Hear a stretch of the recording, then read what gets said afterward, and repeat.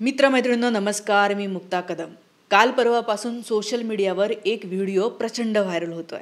ह्या व्हिडिओमध्ये एक व्यक्ती अण्णा हजारे यांच्या समोर उभी राहून अण्णा हजारेंना ह्या देशामध्ये नेमकं काय चाललेलं आहे हे समजून सांगताना दिसते। या निवडणुकांमध्ये वोट चोरी कशी झाली, राहुल गांधी यांनी वोट चोरीचे पुराव्यासकट कसे दर्शन घडवून आणले हे समजावून सांगत असताना ही व्यक्ती दिसते आणि हा व्हिडिओ खूप व्हायरल झाला।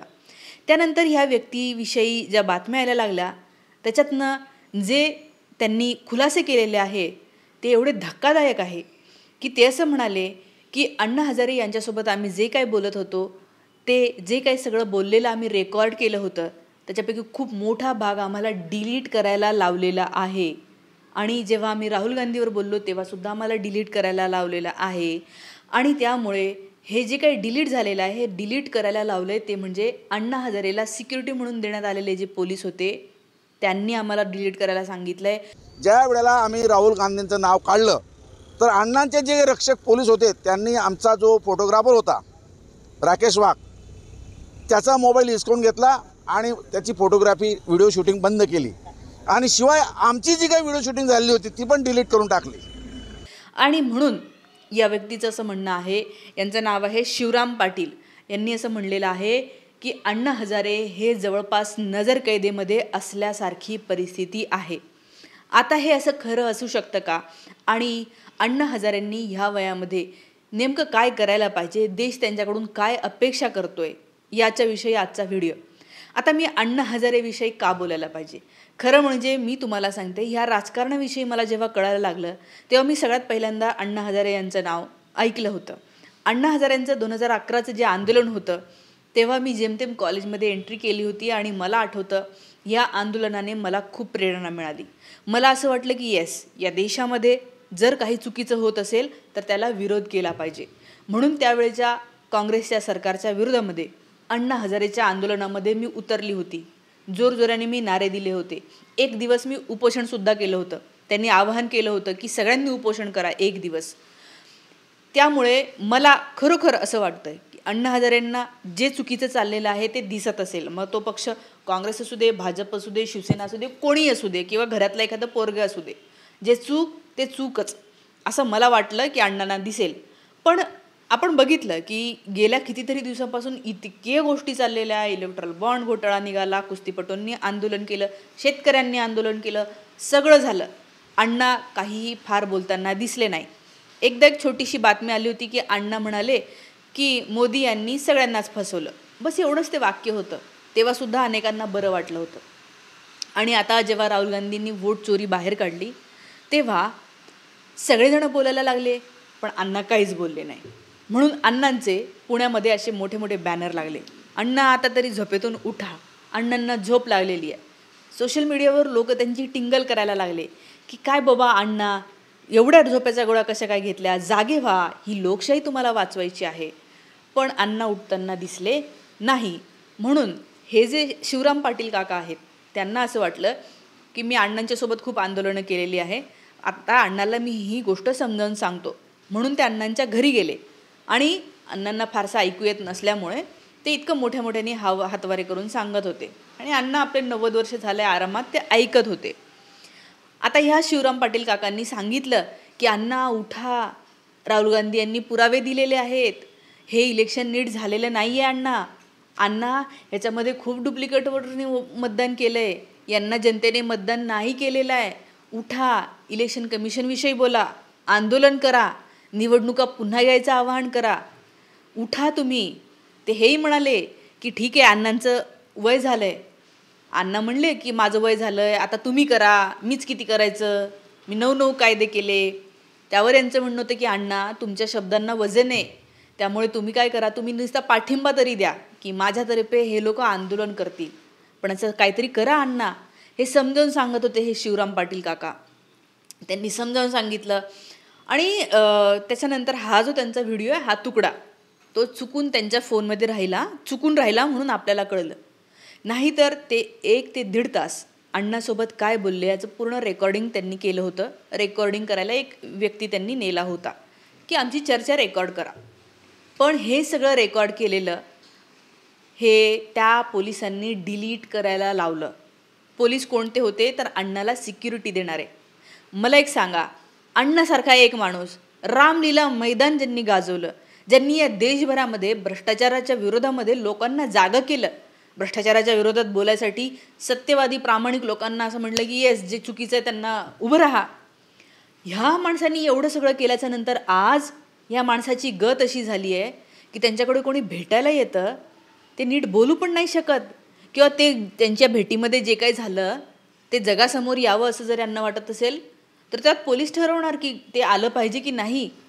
पोलीस तर नाहीच ठरवत. तुम्हाला माहिती आहे पोलिसांना कोणाचे आदेश असणार आहे. पण अण्णाला एवढं पण स्वातंत्र्य राहिलेलं नाही आहे.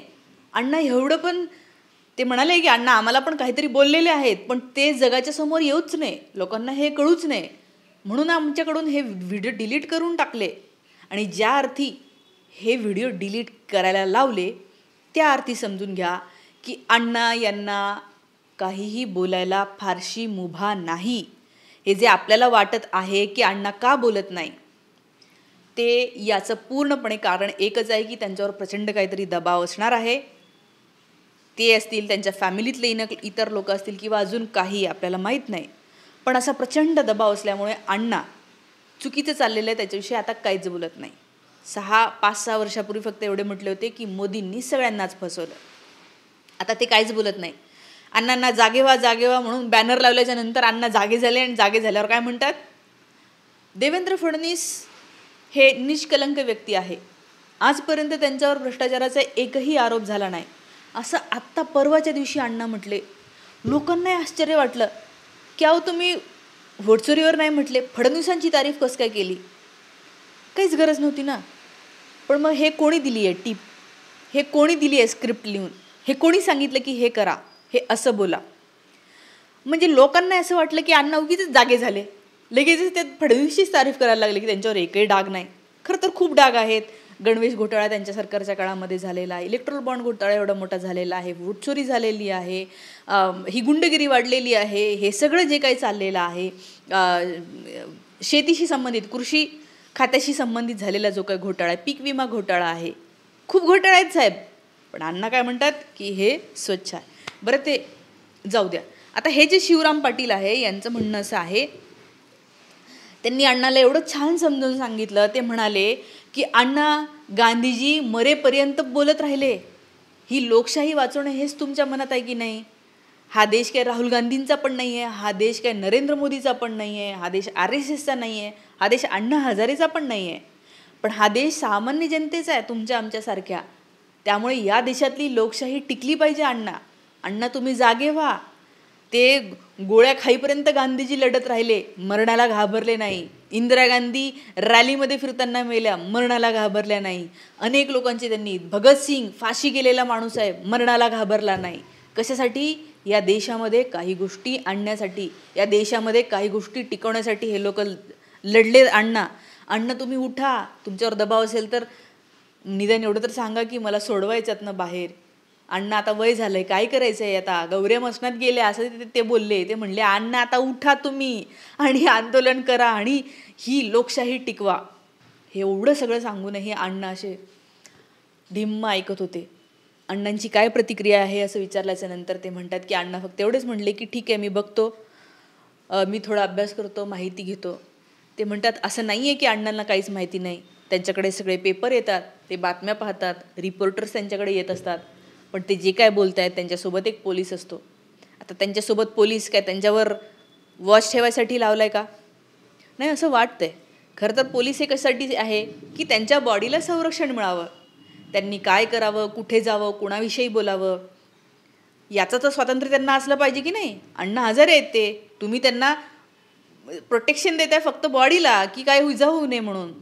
पण ज्या अर्थी त्या प्रोटेक्शन हे असं वाटायला लागले की ते बॉडीचं प्रोटेक्शन नसून ते कोणाच्या विरोधात काही बोलू नये, उठू नये.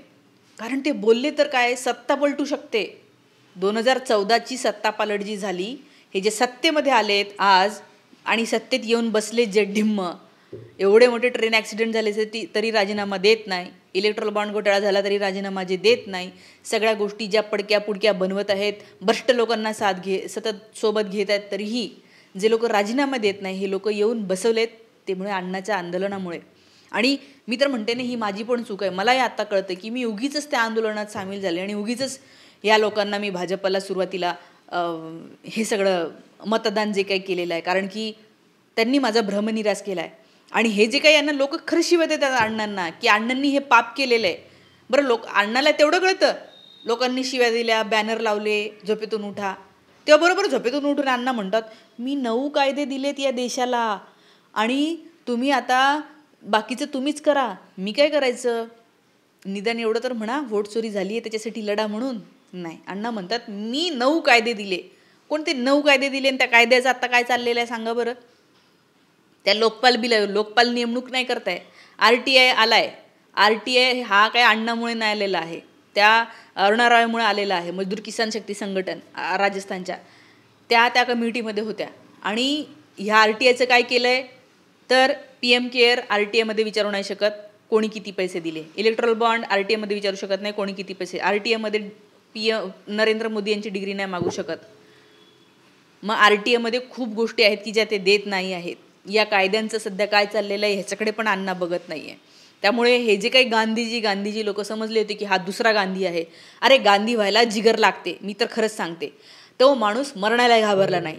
7 वेळा मरणाचे प्रयत्न झाले. त्याला माहीत होतं की मला हे मारणार आहे. 30 जानेवारीला मारलं, 20 जानेवारीला पण मारायचा प्रयत्न झाला होता. तेव्हा गांधीजी म्हणले की आत्ता मी वाचलोय पण मी कधीही जाऊ शकतो. पण तरीही त्यांनी प्रार्थना सोडली नाही सकाळची 7 वाजताची. त्यावेळेला ते प्रार्थनेला हजरच असायचे, ते प्रार्थना करायचेच. त्यामुळे मरण समोर दिसत असूनही हा माणूस लढत राहिला. हे असेच लोक असतात जे सतत प्रेरणादायी असतात. पण आज सत्तेत बसलेले लोक हे गांधीजींच्या विरोधात तुमच्या मनामध्ये का भरवत आहे माहिती आहे? कारण एखाद्या माणसाला जर का गांधीजी प्रेरणादायी वाटले, गांधींकडून जर का खरंच एखाद्याने प्रेरणा घेतली ना, तर तो लढणं कधीच थांबवणार नाही. तो सत्यासाठी लढत राहील आणि त्यामुळे ह्या खोटरड्या लोकांचे बुरखे फाडू शकतात. आणि म्हणून ते खऱ्यांचे तुम्हाला कधीच आदर्श देणार नाही. ते सगळे खोटे आदर्श तुम्हाला देत राहतात. सावरकरांविषयी बोलत राहतात. ते त्यांच्याकडे कुठले खरे आदर्श आहेत सांगा बरं. खऱ्या लोकांविषयी, भगतसिंगांविषयी कधी बोलतात का ते? भगतसिंगांविषयी बोलले ना तर भगतसिंग मग काय हे अशा लोकांना कधीच खपवून नसतं घेतलं. आणि म्हणून मला असं वाटतं की हे जे काही केलं आहे शिवराम पाटील काका मानावं लागेल. मला असं वाटलं होतं की अण्णांना माहीत नसेल समजावून सांगावं, पण काकांनी एवढ्या तळमळीने समजावून सांगितलं. आणि शेवटी जे काय कळतं आहे की अण्णांना फ्रीडम नाही आहे. अण्णा मिलिटरीमध्ये होते, सोल्जर होते, जवान होते, कुणालाच न घाबरणारे जर का ते होते तर ते आता का घाबरत आहे? आता काय राहिलं आहे? बाहेर यावं, सांगावं माझ्यावर असा दबाव आहे आणि आता मी बोलणार. अण्णाकडून अजूनही हा देश अपेक्षा करतोय. शक्य असेल तर हा व्हिडिओ अण्णापर्यंत पाठवा. थांबते. Thank you so much. आणि मला हा म्हणायचा अधिकार आहे कारण की एकेकाळी मी अण्णांना प्रचंड समर्थन केलेलं आहे. 100 लोकांना मी जो भेटेल त्याला सांगायची की अण्णाला साथ द्या. आणि म्हणून मला असं वाटतं की आज मला हे सांगायचं आहे की अण्णा, या देशातली लोकशाही खतऱ्यात आहे आणि आता तुम्हाला उठावं लागेल. थांबते. Thank you so much. तुमच्या प्रतिक्रिया मला नक्की कळवा.